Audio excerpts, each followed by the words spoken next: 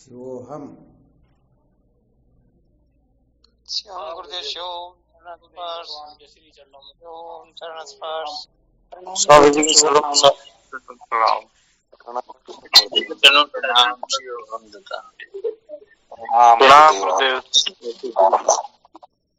प्रणाम गुरुदेव शिवोहम।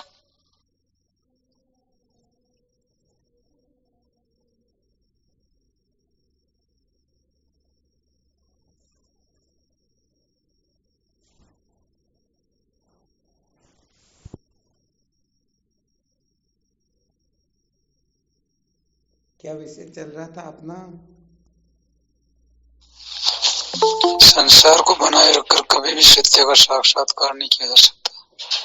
संसार को बनाए रखकर कभी भी सत्य का साक्षात्कार नहीं किया जा सकता, ये चल रहा था ना जी हुकुम।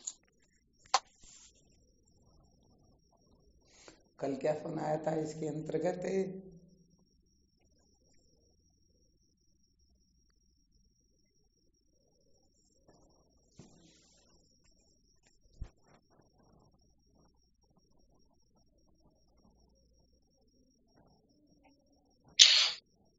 जब हम छाया को पकड़ने के लिए दौड़ते हैं तो छाया आगे आगे ही दौड़ेगी, लेकिन अगर हम पीछे मुड़ जाएंगे तो वो अपने पीछे अपना ऑटोमेटिक चली जाएगी।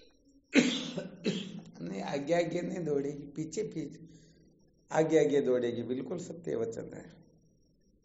पकड़ने के लिए दौड़ेंगे तब, और जब हम छाया को पेट करके दौड़ेंगे तो छाया पीछे पीछे दौड़ेगी। यही बताया था ना? जी महाराज। बहुत बहुत अच्छी बात है।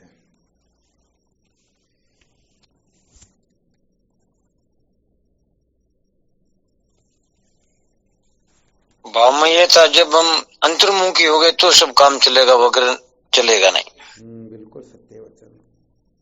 जब तक देह इंद्रियां प्राण मन बुद्धि अंतर्मुख नहीं हो जाते हैं तब तक समझना चाहिए कि साधना की शुरुआत भी नहीं हुई है, क्योंकि बाहर की ओर तो संसार है। वैसे देखा जाए तो ये बहुत बहिर्मुख हो चुकी इंद्रियां आदि, और अब भी बहिर्मुख ही बने रहे तो क्या मिलेगा? संसार ही मिलेगा मां। हाँ, बिल्कुल सत्य बात है।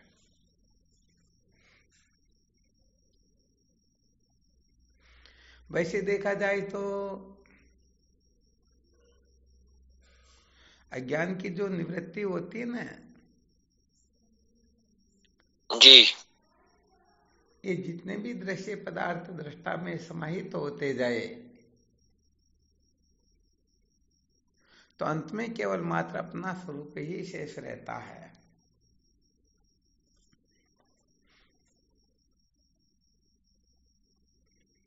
हाँ, थोड़ा यहाँ पर ध्यान देना ना।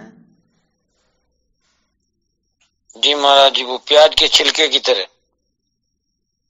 किस प्रकार से?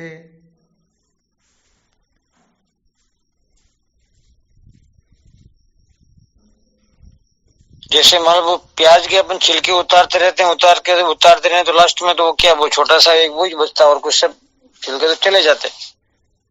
बिल्कुल ठीक बात है।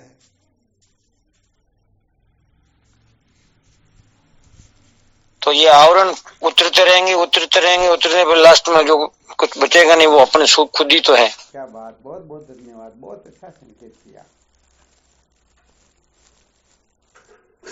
अच्छा, तो इनका थोड़ा विज्ञान समझाओ न देखें।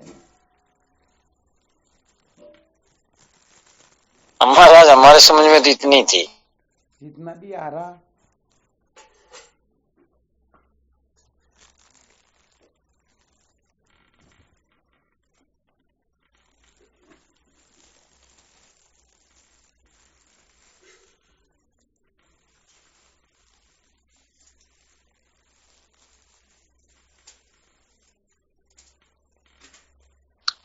शिवम गुरुदेव। हाँ, शिवोहम। ये आवरण गुरुदेव जैसे रंग रूप रसगंध इनको हटाना, प्लस ये यार ये पांचों प्राणमय कोष, मनमय कोष, विज्ञान में कोष, आनंद को, इनको हटाना और उसके बाद में फिर अपने आप को जानना। ठीक बात है।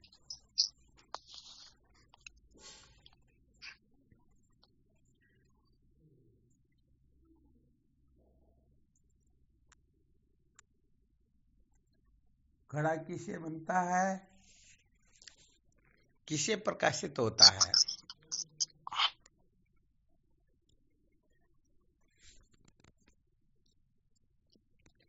मिट्टी से प्रकाशित होता है ना।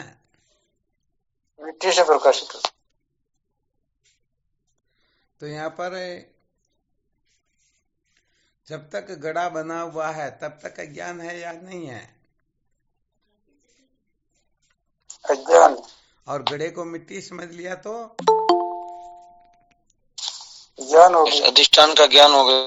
तो यहाँ पर संकेत यही किया जा रहा है कि जब तक घड़े को मिट्टी नहीं समझ लेते तो मिट्टी के सिवाय और कोई वस्तु है ही नहीं, तब तक कहने का मतलब ठीक ठीक अनुभव नहीं है। ये रहस्य तो बहुत अच्छी तरह से समझ में आ गया ना। जी महाराज। जिस प्रकार से जितने भी रूप देखते हैं ये सब किससे प्रकाशित होते हैं? वो तो आत्मा से ही प्रकाशित होते हैं, समय से ही। नहीं नहीं, इतनी छलांग नहीं लगानी, बिल्कुल अपने को क्रम क्रम से चलना है, वरना तो आत्मा तो सबका प्रकाशक है। आत्मा के सिवाय और प्रकाशक हो ही कौन सकता।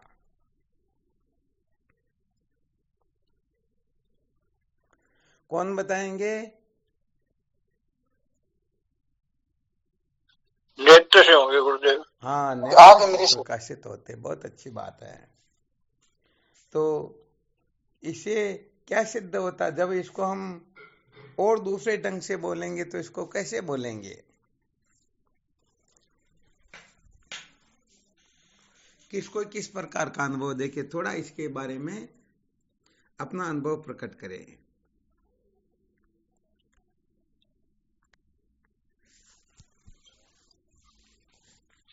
रूप दृश्य है, नेत्र दृष्टा है।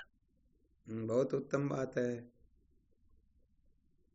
रूप दृश्य है और नेत्र दृष्टा है। बहुत बहुत धन्यवाद, बहुत अच्छा सूत्र बताया। और भी कोई साधक है?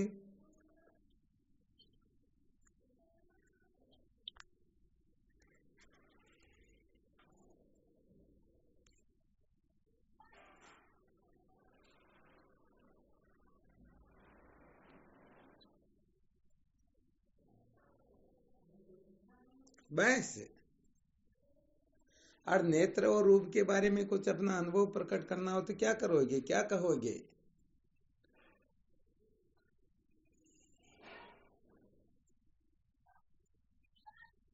जैसे भी मोहनानंद जी ने बताया था, रूप दृश्य है और नेत्र दृष्टा है, यही बताया था ना। जी महाराज। हाँ, तो ऐसे आप अपनी भाषा में कुछ न कुछ बोल के देखो ना, देखे। प्रणाम स्वामी जी। हाँ, शिव। रूप कार्य है, नेत्र कारण है। बहुत अच्छी बात, बहुत धन्यवाद है।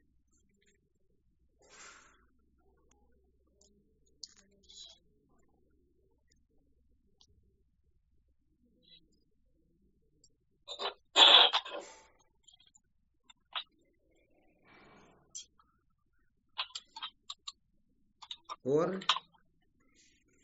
महाराज जी, मेन कार्य तो अज्ञान का ही हुआ, उसके कारण तो इनका विवृत रूप दिखाई देता है। अपने को इतना आगे नहीं बोलना ना, अभी जो विषय चल रहा है ना उसके अनुसार बोलना। रूप और नेत्रों को बोलना हो तो कैसे बोलेंगे हम? स्वामी जी चरणों कोटि कोटि प्रणाम। हाँ शिवो हम। स्वामी जी, नेत्र दृष्टा रूप दृश्य है। ये बात तो शायद मोहनानंद जी महाराज ने बता दी। और भी कुछ बोलना हो तो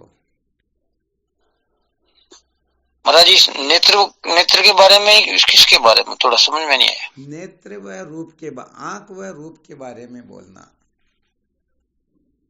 जैसे अभी कोई कारण बोल रहे हैं, आंख को रूप को कार्य बोल रहे हैं, आंख को दृष्टा बोल रहे हैं, रूप को दृश्य बोल रहे हैं, ऐसे अपने को भी कुछ बोलना है।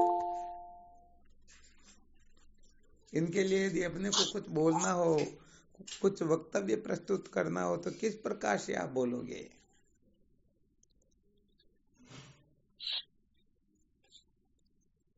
महाराज नेत्र तो देखने मात्र का एक यंत्र है। अभी यंत्र के बारे में बोलना अपने को, आगे बढ़ना ही नहीं। कहने का मतलब आंख व दृश्य रूप के बारे में ही बोलना, आगे का कुछ विषय भी लेना ही नहीं है। वरना ये तो बिल्कुल सत्य बात है, आंख के भीतर बैठ करके कोई और ही देख रहा, तो वहां तक अपने को पहुंचना तो पहले दृष्टांत तो समझेंगे ना। जी महाराज जी। और कौन बोलेंगे?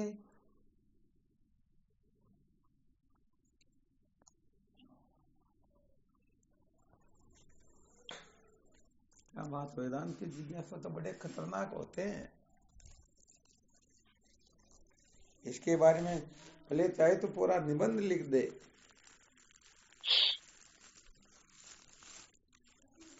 भले पूरी बुक लिख दे एक तरह से।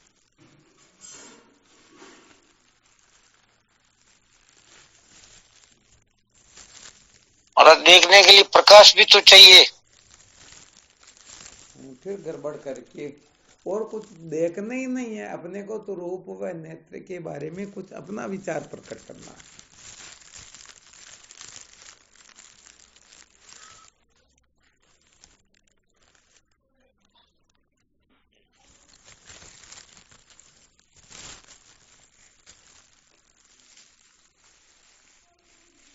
और किसी साधक से नहीं हो पा रहा क्या?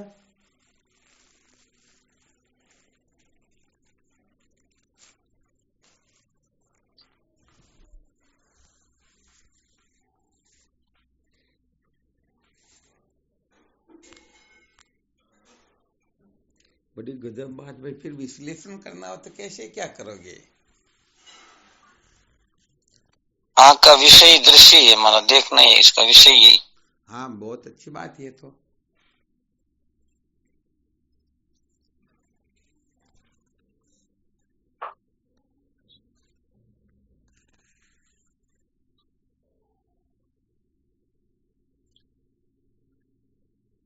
स्वामी जी ये भी कह सकते हैं कि नेत्र जो है दृष्टा है और रूप जो है दृश्य है, तो ये नेत्र चेतन है और रूप जड़ है। हाँ, बिल्कुल कह सकते हैं। बहुत धन्यवाद। इसीलिए तो कह रहे हैं, इसी पहले जो बताया ना कारण कार्य, उससे तो ये बहुत उच्च कोटि की बात बताई अब की बार।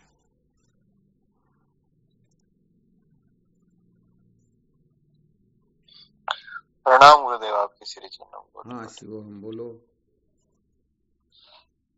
गुरु जी, दृश्य जो असत्य होता है और दृष्टा सत्य होता है। क्या बात है, बहुत बहुत धन्यवाद है।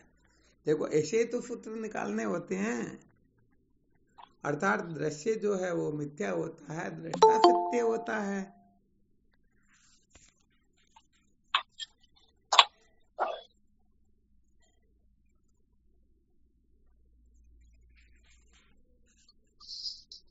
शिवम महाराज। हाँ शिवोहम।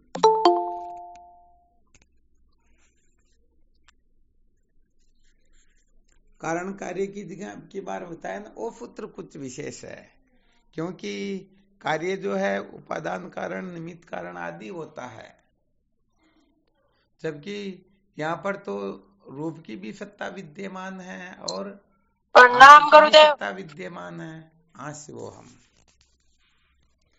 इसलिए घट मिट्टी उसमें कारण कार्य ठीक रहता है, यहाँ ज्यादा ठीक नहीं रहता।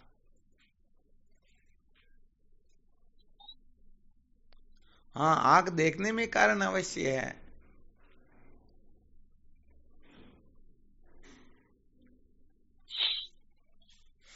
और कौन बोलेंगे? बहुत अच्छा, अब की बार कुछ विशेष सूत्र निकलने लगे। दिखाई देने वाली वस्तुएं सब मिथ्या ही होती है महाराज। हाँ बिल्कुल सत्य। अभी बता दिया ना कि जो दृश्य होता है उसको मिथ्या कहते हैं और जो दृष्टा होता है वह सत्य होता है।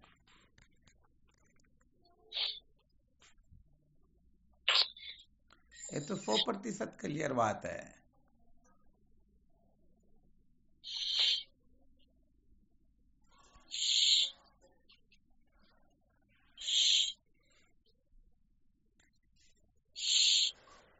एक विशेष सूत्र निकालना वह अभी तक कोई नहीं बता पा रहे हैं।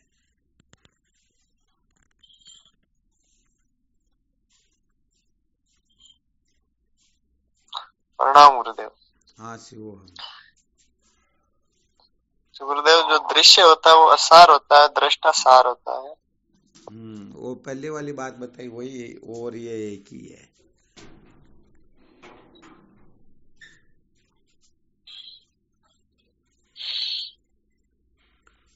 और देखो, देखे कुछ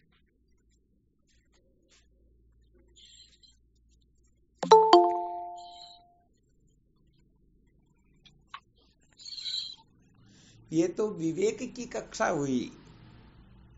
आप जितने भी सूत्र बता रहे हो ना, ये सारा का सारा विवेक की कक्षा हो गई। वास्तविक बात ये, हाँ, कथन ये करना होता है कि जो दृष्टा होता है उससे भिन्न कुछ होता ही नहीं। थोड़ा अच्छी तरह से मंथन करना ना। यानी दृष्टा से बिन दृश्य नहीं होता है, ये महाराज जी। दृष्टा से बिन दृश्य की सत्ता नहीं होती। ये दृश्य जो होता ना, वो दृष्टा से भिन्न नहीं होता, बल्कि दृष्टा का स्वरूप ही होता है। अथवा समझना चाहिए कि ये दृष्टा जो है दृश्य से तो भिन्न होता, परंतु दृश्य इस दृष्टा से भिन्न नहीं होता है। तो इस सैद्धांतिक धरातल पर बैठकर जब हम विचार करते हैं तो यही निर्णय निकलता है कि नेत्र को छोड़ करके ये जितने भी रूप होते हैं ना, बेनियो है पिनाला, ये सारे के सारे रंग नेत्र से भी नहीं क्या? नहीं है, नहीं है। हाँ, इसको ज्ञान की कक्षा बोलते हैं। पहले जो बता रहे थे वह विवेक की कक्षा हो सकती है। इसमें एक सत्य होता है, दूसरा झूठा होता है। एक प्रकाशीय होता है, एक प्रकाशक होता है। एक जड़ होता है, एक चेतन होता है। एक आधार होता है, एक अध्यय होता है। ठीक है ना? परंतु जब इसका अच्छी तरह से विश्लेषण करके निर्णय निकालेंगे तो उस जगह पर यह सिद्ध होगा कि दृष्टा से बिन दृश्य नाम की कोई वस्तु होती ही नहीं।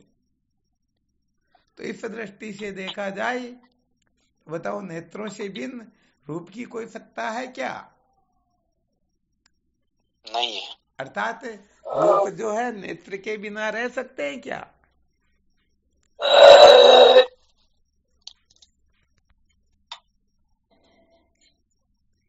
नहीं रह सकते हैं ना? नहीं रह सकते। परंतु नेत्र तो बिना रूप के भी तो रह सकती है ना? जी बिल्कुल। अच्छा, ऐसा जब बोध होता ना तो बताओ, सारे के सारे दृश्य पदार्थ जितना भी रूप हो सारा का सारा नेत्र में समाहित हो जाता है या नहीं हो जाता? हो जाता है। अर्थात तो उस समय ऐसा भान होता है कि नेत्र को छोड़ करके और कोई दूसरी वस्तु है ही नहीं। जी बिल्कुल। तो ये बात तो आपको सबसे पहले ही जब ये प्रश्न किया गया उससे पहले ही सूत्र बता दिया था। अर्थात सारा का सारा दृश्य प्रपंच का विलय दृष्टा में हो जाए, उनके स्वरूप में ही समाहित हो जाए, उनसे भिन्न रहे ही नहीं। अब तो समझ में आ गया? जी समझे। बिल्कुल महाराज, आंख बंद करते ही सारा दृश्य विलोप हो जाता है। क्या बात है। तो इस बात को बहुत अच्छी तरह से समझ लेना चाहिए। जो अधिष्ठान होता है वास्तव में अधिष्ठान ही अध्यस्त के रूप में प्रतीत होता है। अथवा अधिष्ठान से बिन अध्यस्त नाम की कोई वस्तु होती ही नहीं। जब हम उस अध्यस्त वस्तु को अधिष्ठान का स्वरूप समझ लेंगे और अधिष्ठान से बिन कुछ है ही नहीं, तब समझो ठीक ठीक बोध हो गया।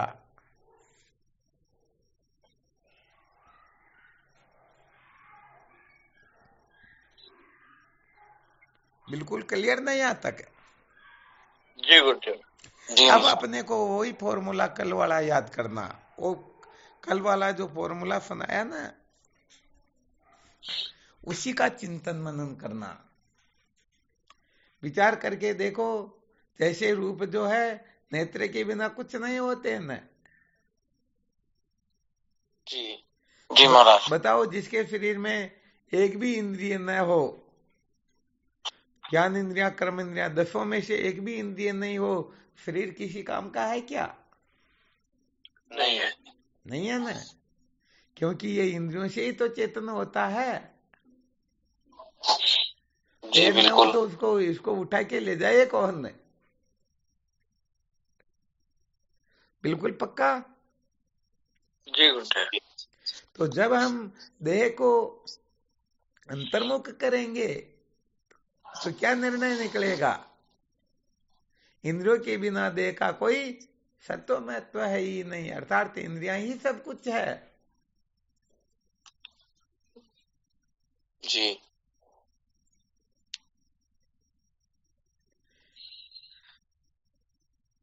इंद्रियां इस शरीर के बिना तो रह सकती, परंतु ये शरीर इंद्रियों के बिना कुछ भी नहीं है। यही नेत्र व रूप वाला दृष्टांत समझ लेना न। जी स्वामी। तो विचार करके देखो, जब हम इस देह को इंद्रियों में विलीन कर देते हैं, अर्थात देह जो इंद्रियों के बिन कुछ भी नहीं होता, इंद्रियां ही महत्वपूर्ण है, तो यहाँ देह का बाद हुआ या नहीं हुआ? हो गया। अरे भाई, वो मूल ज्ञान एकाएक नहीं मिटता है, पहले कार्य ज्ञान को तो मिटाना ही पड़ता ना। जी हल्का करना पड़ता। हल्का करना पड़ता के। जी तो यहाँ पर देह में जो हमारी बहुत बड़ी आस्था, आसक्ति, हेमता, ममता, पता नहीं क्या का क्या बैठा हुआ था, तो अब हम देह का चिंतन न करके इंद्रियों का चिंतन करेंगे। ये दृष्टांत इस ओर भी संकेत करता। पहले शायद एक दृष्टांत सुनाया था, कोई साधक गया किसी महात्मा के पास में, जाकर के प्रार्थना की, भगवान मैं भक्ति करना चाहता हूं, पूजा करना चाहता हूं, किसकी पूजा करूं? महात्मा ने कहा, रे भाई, जो सबसे श्रेष्ठ है उसी की पूजा करो। महात्मा ने और कुछ तो बताया नहीं। वह साधक सोचने लगा, भाई सबसे श्रेष्ठ उसकी पूजा करनी चाहिए। तो क्या करता है? गणपति भगवान की पूजा शुरू कर देता है। किसकी पूजा शुरू कर देता है? गणपति गणेश जी की पूजा शुरू कर देता। तो वह गणेश जी को लड्डू वगैरह पता नहीं क्या क्या चढ़ाने लगता है। एक दिन क्या देखता है कि गणेश जी को जैसे भोग लगा करके वह उल्टा घुमा, 2-5 मिनट में वापस आया तो देखता कि कोई चूहा जो है उस लड्डू को खा रहा है। पहले तो उसने गणपति भगवान को, क्योंकि चाहे कैसा भी काम क्यों ना हो, उस काम को शुरू करे सबसे पहले गणपति भगवान का नाम लेते हैं ना। जी हाँ, शहरों के लोग तो पता नहीं क्या करते होंगे, वरना गांवों के लोग तो जिनमें संस्कार है वो तो चाहे कुछ भी काम क्यों नहीं शुरू करते, पहले ये बुद्धि के जो अधिष्ठात्री देवता है गणपति भगवान, इनको याद करके चाहे बीज उड़ रहे हो, चाहे किसी प्रकार का काम कर रहे हो। तो इसीलिए उसने शुरू कर दिया। परंतु जब चूहे को देखा तो समझा, भाई इनसे तो बलवान जोरदार ये है, इसकी पूजा करनी चाहिए। तो वह उसकी पूजा शुरू कर देता है। एक दिन क्या होता है, बिल्ली को आते हुए देखकर चूहा बिल में छिप जाता है। तो वह व्यक्ति सोचता, अरे इससे तो बलवान ये है। वह बिल्ली की पूजा करता है, उसके लिए दूध आदि जो कुछ भी व्यवस्था सब करता। एक बार वही बिल्ली कुत्ते को देख करके 9 2 11 हो जाती, तो वह समझता अरे भाई ये कुत्ता जो है सबसे श्रेष्ठ ये है। एक दिन उनकी घरवाली कुत्ते ने गड़बड़ की, डंडा लेकर के पीछे लगी, 2 4 डंडे लगाए, वो चिल्लाने लगा। उसने सोचा अरे असली चीज तो ये है, हम किसके चक्कर में पड़े हुए हैं। अब वह घरवाली की पूजा करने लगता है। एक दिन क्या होता है, किसी कामकाज में गड़बड़ी के कारण उसको गुस्सा आ गया और 2 3 थप्पड़ लगा दी। क्या किया, पूजा ज्यादा होगी थोड़ी। तो सोचा अरे गजब हो गया, ये तो सबसे श्रेष्ठ तो मैं हूं, मेरे से श्रेष्ठ कौन। अब वो अपनी पूजा करने लगे, अर्थात अपने स्वरूप को जानने की ओर प्रवृत्त हो गया। तो देखो छोटा सा दृष्टांत था और वह लक्ष्य तक पहुंच गया ना, पहुंच गया जी, बिल्कुल।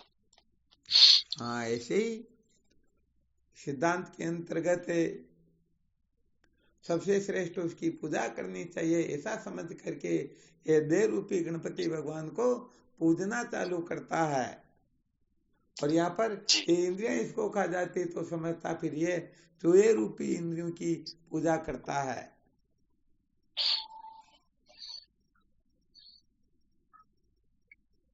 ऐसे करके फिर आगे बढ़ते जाते हैं तो अंत में ये बुद्धि रूपी स्त्री होती है, प्राण रूपी कुत्ता आदि होता है। जी। तो जब इसको ये बात समझ में आती, अरे बुद्धि का प्रकाशक तो मैं ही हूं ना। हाँ, मेरे सिवाय और कौन है। हाँ, मेरे सिवाय और कौन हो सकते हैं। जय हो।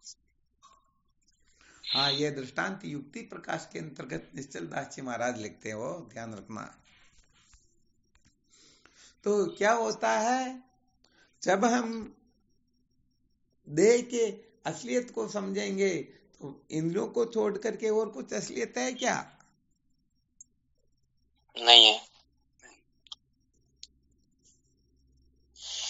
इंद्रियों को छोड़कर मेरे सिवाय तो मैं अभी मेरे तक मत पहुंचो, अभी वापस नीचे उतर गए ना जी। अभी वापस उसी पहले वाले दृष्टांत के अनुसार चल रहे हैं। कहने का मतलब अंतर्मुख होने का फायदा क्या होता है और सचमुच में अंतर्मुख हुए या नहीं हुए इसका क्या फॉर्मूला है। जी सर।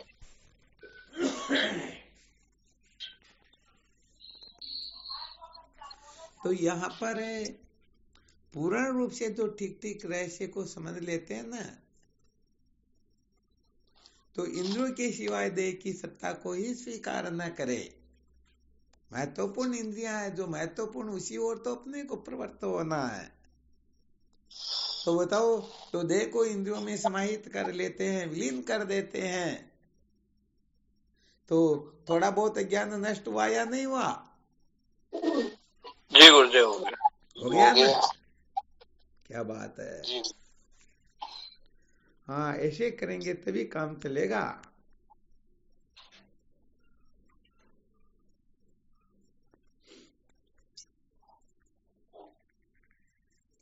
फिर आगे क्या करेंगे गुरुदेव? क्या हुआ? इंद्रियों को मन में विलीन करेंगे। हाँ, क्या बात है, बहुत बहुत धन्यवाद है। अच्छा, किस आधार पर बोल रहे हो ये? तीसरे मन ही इंद्रियों को भटकाता है। भगवद गीता के तीसरे अध्याय के अंतिम श्लोकों के अनुसार भगवान क्या कहते हैं? देह से परे इंद्रियां, इंद्रियों से परे मन, मन से परे बुद्धि और बुद्धि से अत्यंत परे है, उसको आत्मा बोलते हैं, उसको आत्मा कहते हैं। जी स्वामी जी।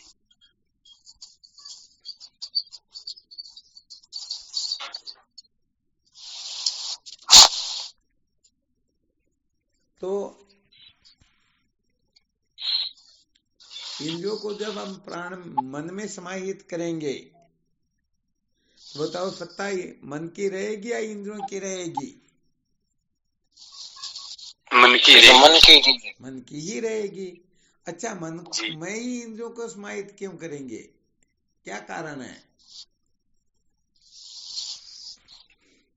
महाराज जी, इंद्रियों की लगाम इस मन के पास ही है। क्या इंद्रियों बात की घोड़े की है, लगाम मन के पास। क्या बात है। अर्थात इंद्रियों का दृष्टा जो होता है उसको मन बोलते हैं। देह का दृष्टा इंद्रिया, इंद्रियों का दृष्टा मन। तो दृश्य को किसमें समाहित करना चाहिए? दृष्टा में ही करना चाहिए ना। जी। हाँ, बस इसीलिए जब इंद्रियों को मन में समाहित करेंगे तो बताओ, इंद्रियां शेष रहेगी या मन शेष रहेगा? मन। क्या बात है। यदि सचमुच में इस प्रकार से कोई इंद्रियों को मन में समाहित कर दे तो नाना प्रकार का जो भेद दिखाई दे रहा है, ये सारा का सारा भेद इंद्रियों की अपेक्षा से ही दिखाई देता है। जी। अर्थात ये शब्द स्पर्श रूप रस गंध का जो भेद होता है, ये सारा का सारा भेद इंद्रियों की अपेक्षा से होता है। जो अपने को 5 ज्ञान इंद्रियां मिली हुई है, इसलिए ये संसार भी अपने को 5 प्रकार का दिखाई देता है। और जिनके 4 इंद्रियां उनको तो 4 प्रकार का ही दिखाई देगा ना। जी। हाँ, समझो जो जन्म से ही अंधे हैं, सपना तो उनको भी आता या नहीं आता? आता है। परंतु कभी रूप का सपना आएगा क्या?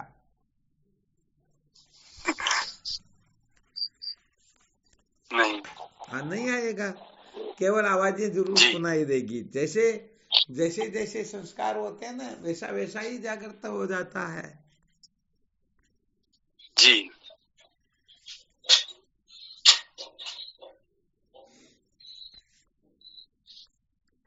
तो यहाँ पर है, यदि अपने 5 ज्ञान इंद्रियां नहीं बल्कि 10 ज्ञान इंद्रियां होती तो अपने को संसार का ज्ञान 10 प्रकार से हो जाता। और जिनके 1 इंद्रिय ही है उनको संसार का ज्ञान 1 प्रकार से ही होता है। जी स्वामी जी। बिल्कुल क्लियर ना? जी, क्लियर। तो यहाँ पर समझो 10 इंद्रियां और अपने को 10 प्रकार से अनुभव हो रहा, और जब इनको मन में समाहित कर दिया तो ये 10 प्रकार तो शांत हुए ना। जी।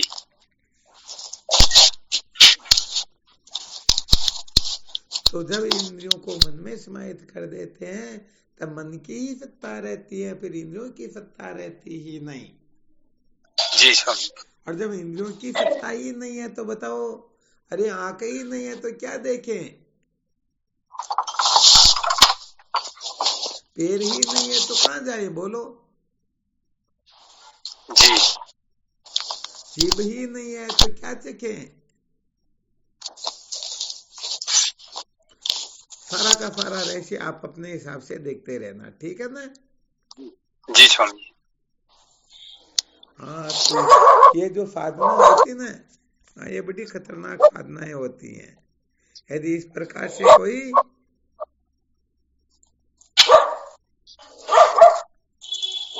कोशिश करे तो बहुत सारा प्रपंच, बहुत सारा झगड़ा झमेला उनका शांत होने लग जाता है। तो थोड़ा थोड़ा ज्ञान तो अपने को हमेशा प्रतिदिन मिटाते रहना ही चाहिए, एकाएक काम नहीं होता है। जी। अच्छा, मन को किस में विलीन करेंगे? बुद्धि में। बुद्धि में, क्योंकि बुद्धि जैसा निश्चय करती है बस मन वैसा ही संकल्प करने लग जाता है। जो जैसे बुद्धि निश्चय करती है जगत सत्य है, तो मन इस जगत को प्राप्त करने के लिए पागल होकर के कल्पनाएं करना शुरू कर देता है, ऐसा करेंगे ऐसा करेंगे ऐसा करेंगे तो ऐसा हो जाएगा। जी। जबकि सचमुच में ऐसा वैसा कुछ होता ही नहीं, जो होना होता वही होता है। जी। ये तो मन के लड्डू फीके क्यों? क्योंकि अप्राप्त वस्तु को प्राप्त करने के लिए हम सचमुच में समर्थ नहीं हो सकते, स्वतंत्र नहीं हो सकते हैं। अरे अपने प्रारंभ में होगी तभी तो मिलेगी ना। जी। वरना तो सवाल ही नहीं है। हाँ तो यहाँ पर जब हम मन को बुद्धि में विलीन कर देंगे तो सचमुच में सारी की सारी कल्पनाएं शांत हो जाएगी। जी देखो कितना बड़ा जो संसार था धीरे धीरे कम हो रहा ना। हो रहा है। हाँ, जब देह की सत्ता स्वीकार करके रहते थे तब अनंत अनंत प्रकार के झगड़े झमेले होते थे। उस समय हम अपने को स्त्री पुरुष समझते थे, काले गोरे समझते थे, लंबे ऊंचे बांके टेढ़े समझते थे। हम अपने जी आप स्वामी। को ब्राह्मण क्षत्रिय वैश्य शूद्र अर्थात नाम रूप कुल गोत्र वर्ण आश्रम वाला समझते थे। किसी का बाप किसी का बेटा समझते थे। जी अनेक अनेक अनेक प्रकार की कल्पनाएं होती थी ना।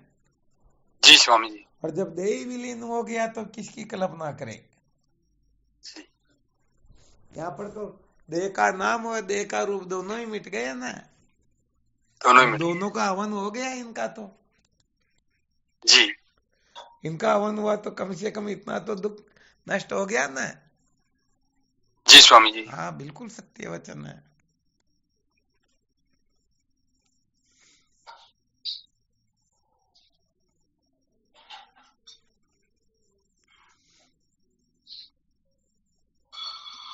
और जब इंद्रियों को हवन किया तो ये अनेक प्रकार का भेद जो झगड़ा झमेला दिखाई दे रहा है ये शांत हो गया। जी जब प्राण का हवन हुआ तो बहुत सारी क्रियाएं जो कुछ भी क्रियाएं थी सारी की सारी क्रियाएं शांत हो गई। जब मन का हवन हुआ तो समस्त कल्पनाएं ढह गई। अब भावना कुछ जी स्वामी शेष जी। रही ही नहीं। अब ये बुद्धि जो है ये सबसे अधिक खतरनाक यही होती है। यहाँ तक तो हर कोई पहुंच भी सकता है परंतु बुद्धि को हवन करना हो तो बड़ी खतरनाक बात हो जाती है। क्योंकि वह सोचता है देह इंद्रियां प्राण मन सभी इसी में विलीन हो रखे तो ये तो बड़ी खतरनाक हो गई ना। अब तो जी अब स्वामी इसका जी। जय त्याग हो। कैसे करे। तो यहाँ पर साधुकों को पसीना आता फिर है। क्योंकि अनादिकाल की जो जानकारियां होती है इन जानकारियों का मिथ्यात्व निश्चय करने में सचमुच में आत्म साक्षात्कार की ही आवश्यकता होती है। आत्मबोध के बिना ये बुद्धि सचमुच में विलीन होती ही नहीं। ये तो जब ब्रह्म विद्या जागृत होती है तब इस बुद्धि का ठोस ठिकाना ही नहीं रहता है। जय हो। हाँ, बिना ब्रह्म विद्या के जागृत हुए ये कभी भी नष्ट होने वाली नहीं। ये तो सबको नष्ट करती है। जी इसलिए जैसे जैसे आत्मचिंतन होता आत्माभ्यास होता श्रवण मनन निधिध्यासन किया जाता है तैसे तैसे ये बुद्धि शांत होने लगती है। जी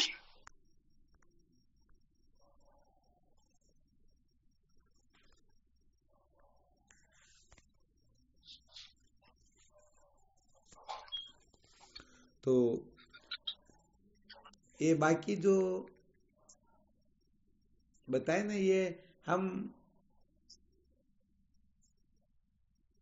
समझो बिना वेदांत का विचार किए भी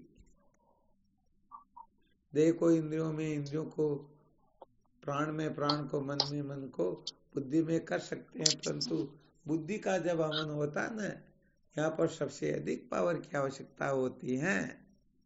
यहाँ जी पर स्वामी बिना जी। वेदांत विचार के काम चलता ही नहीं। और यदि पहले कोई बुद्धि का मिथ्यात्व निश्चय कर ले तो समझो इनकी सत्ता ही नहीं रहती। क्योंकि सबको प्रकाशित बुद्धि तो करती। बुद्धि ना हो तो मन जी को सत्ता कौन दे। सही। जी अरे जब आगे से फोन आता तभी तो भागा दौड़ी लगती है। तो बुद्धि से जब संस्कार पहुंच ही नहीं रहे तो मन क्या करेगा बेचारा। हाँ सत्य बात है। बुद्धि तो निश्चय करेगी अरे ये क्या बात, ये सुख रूप है, मजा आ जाएगा। तभी तो मन जी। उसकी ओर प्रवृत्त होना चाहता है, इनके नौकरों को आदेश देता है, अरे चलो चलो फटाफट, पूरी फैमिली को साथ ले लो, पूरी पलटन को। पैर जी को स्वामी। तो कहता तुम चलो, हाथ को कहते उठाओ, आँख को कहते देखो, छुआना, पता नहीं क्या क्या, ये सारा का सारा संसार चक्र बुद्धि के इशारे मात्र से रच दिया जाता है। जी स्वामी जी। इसलिए बुद्धि का मिथ्यात्व निश्चय ये बहुत बहुत बहुत विलक्षण समझ लो, या महत्वपूर्ण समझ लो, या जबरदस्त समझो तो भी कोई दिक्कत की बात नहीं, क्योंकि ये ज्ञान से ही बुद्धि भस्म होती है। बिना ज्ञान के हम कुछ भी क्यों ना करें, बुद्धि और बलवान होती है। कुछ नहीं किया जो तो इतना खतरनाक हो रखी है बुद्धि, अब कुछ करेंगे तो हाँ मैंने किया, मेरे इशारे से हुआ, मैं नहीं होता तो कुछ नहीं होता, तो बुद्धि और बहुत ज्यादा पावरफुल हो जाती है। जी।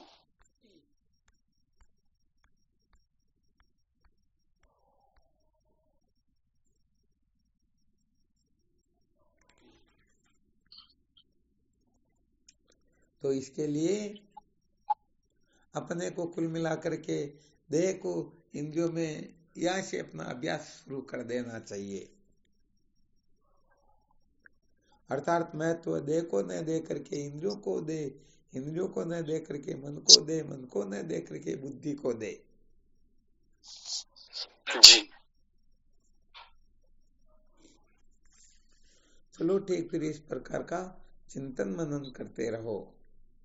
तो ये जब देह इंद्रिया प्राण मन बुद्धि जब अंतर्मुख होते हैं तो अपना जीवन सार्थक होने लगता है, और जब बहिर्मुख होते हैं तो सचमुच में हम बहुत ज्यादा भटक जाते हैं। भटकने के सिवाय फिर कुछ भी मिलने वाला वास्तव है में नहीं। कुछ होता ही नहीं।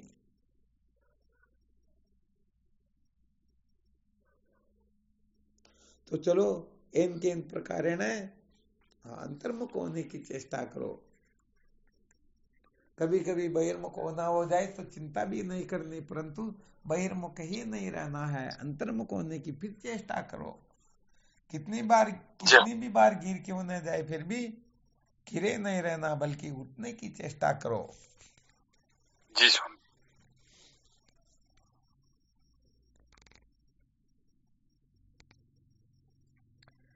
वो चींटी जो होती है ना, जी। यदि किसी के कोर्ट का सहारा ले ले तो विदेश चली जाती है ना, चली जाती है। वरना उसकी हिम्मत है क्या? नहीं। हाँ, ऐसे ही अपने को ऐसा आश्रय पकड़ना जिसे सहज में ही हम भवसागर से पार हो जाए, अपना जीवन धन्य हो जाए, बस यही सार बात है। जय हो। ठीक, शिवोहम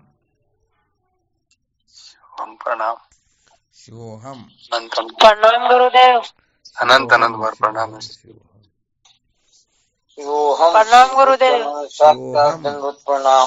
शिवोहम। प्रणाम गुरुदेव। स्वामी जी के चरणों में प्रणाम। हाँ प्रणाम शिवोहम। गुरुजी को प्रणाम।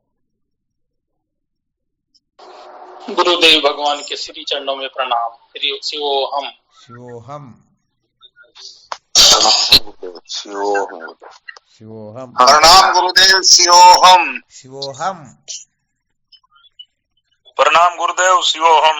शिवोहम। श्री गुरुदेव स्वामी जी को कोटि कोटि प्रणाम। हाँ शिवोहम। गुरुदेव को प्रणाम। शिवोहम। गुरुदेव को प्रणाम। शिवोहम। शिवोहम गुरुदेव। प्रणाम गुरुदेव, आपके श्री चरणों में बारंबार प्रणाम। शिवोहम। कोटि कोटि प्रणाम गुरु जी, तुम्हारे चरणों में। शिव हाँ शिवोहम। नारायण हरि ओम। प्रणाम गुरुदेव। शिवोम। शिवोहम। शिवोम गुरुदेव, चरण स्पर्श। हाँ शिवोहम। प्रणाम स्वामी जी, आपके श्री चरणों में कोटि कोटि। हाँ शिवोहम। प्रणाम स्वामी जी, आपके श्री चरणों में कोटि कोटि प्रणाम। शिवोहम।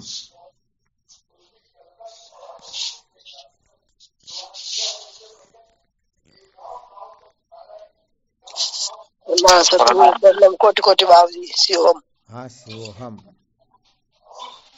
कोटि कोटि प्रणाम स्वामी जी आपके श्री चरणों में। हाँ शिवोहम। प्रणाम गुरुदेव आपके श्री चरणों में बारंबार। शिवोहम। जय हो आपकी जय हो। बोलो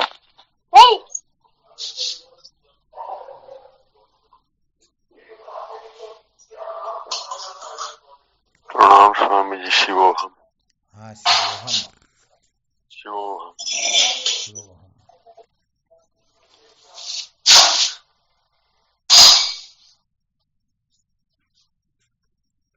चलो ठीक शिवोहम।